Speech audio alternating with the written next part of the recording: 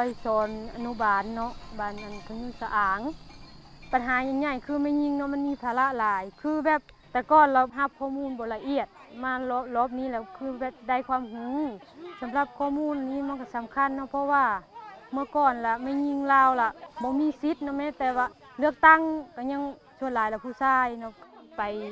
รวมเนาะเพิ่นเผยแพร่ได้เรียนรู้เกี่ยวกับกฎหมายเนาะไม่ยิงว่ามีสิทธิ์แล้วก็ได้มาเผยแพร่ในกองประชุมแล้วก็ครูในการจัดตั้งรวมกลุ่มได้วางแผนเกี่ยวกับการกำไหมท่อแพร่แล้วก็ปลูกหน่อไม้